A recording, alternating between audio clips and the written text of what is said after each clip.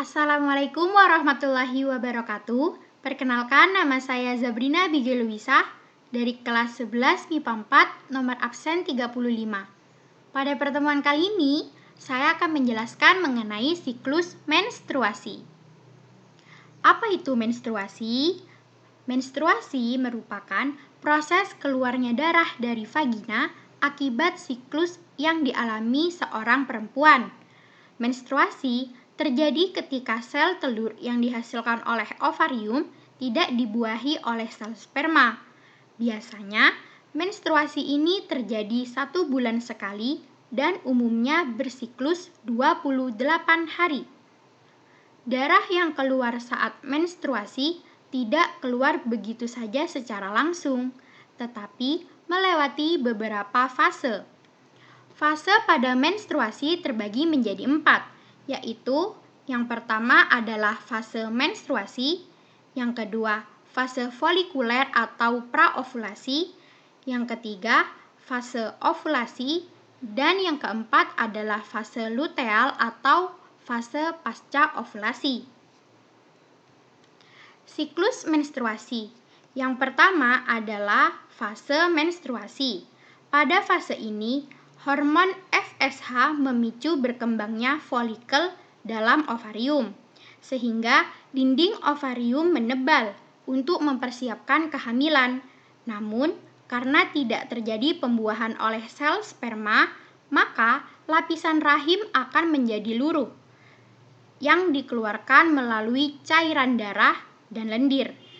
Fase ini dimulai sejak pertama siklus menstruasi dimulai, dan juga fase ini berlangsung selama 4-7 hari, bisa juga lebih. Pada fase pertama ini biasanya seorang wanita akan mengalami nyeri pada perut bagian bawah, serta nyeri pada punggung yang dikarenakan rahim berkontraksi untuk meluruhkan endometrium. Dalam keadaan tersebut, korpus luteum menghentikan produksi estrogen dan progesteron. Yang kedua adalah fase praovulasi atau folikuler. Pada fase folikuler atau praovulasi, hipotalamus pada otak akan menghasilkan hormon gonadotropin yang merangsang pembentukan follicle stimulating hormone atau FSH. FSH merangsang pembentukan folikel yang mengelilingi oosit primer hingga menjadi matang. Ovum yang sudah matang diselubungi oleh folikel yang disebut dengan folikel de Graaff. Kemudian, folikel de Graaff akan menghasilkan estrogen yang merangsang pembukaan endometrium, dan juga estrogen mempengaruhi serviks untuk mengeluarkan lendir yang bersifat basah. Lendir itulah yang menetralkan sifat asam dalam serviks sehingga sperma dapat hidup di dalamnya. Fase inilah membuat endometrium makin tebal. Fase ini terjadi pada hari ke-10 dari 28 hari siklus menstruasi. Pada umumnya, lama waktu yang dihabiskan pada fase ini akan menentukan berapa lama proses terjadinya menstruasi pada perempuan. Fase yang ketiga adalah fase ovulasi. Pada fase ovulasi, sel telur yang diproduksi oleh ovarium akan dilepaskan dan siap untuk dibuahi oleh sel sperma. Jika sel telur siap dibuahi oleh sel sperma, maka sel telur akan bergerak menuju tuba falopi dan menempel pada dinding rahim. Umumnya, sel telur hanya bertahan selama 24 jam. Apabila tidak terjadi pembuahan oleh sel sperma, maka dinding rahim akan meluruh. Jika terjadi pembuahan oleh sel sperma, maka terjadilah kehamilan.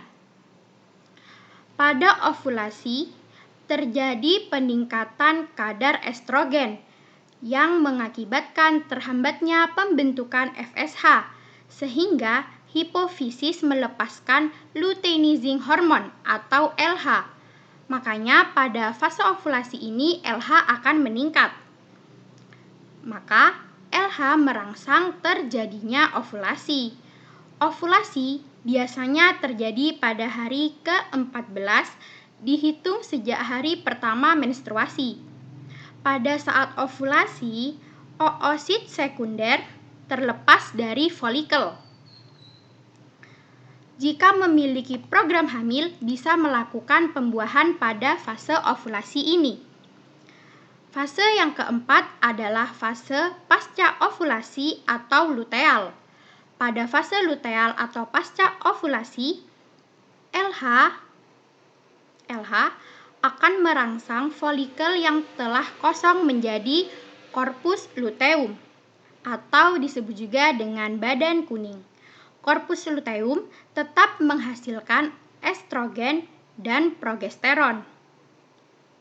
Progesteron bekerja sama dengan estrogen memacu pembentukan endometrium, serta progesteron juga merangsang sekresi lendir pada vagina dan pertumbuhan kelenjar susu. Hal ini berguna untuk persiapan penanaman zigot dalam uterus atau rahim setelah terjadi pembuahan. Apabila sampai akhir fase ini tidak terjadi pembuahan, maka akan kembali ke fase menstruasi lagi. Selama berlangsungnya siklus menstruasi, tubuh seorang perempuan akan mengalami perubahan hormonal, perubahan ketebalan endometrium, dan perubahan suhu badan. Sekian dari saya, kurang lebihnya mohon maaf. Wassalamualaikum warahmatullahi wabarakatuh.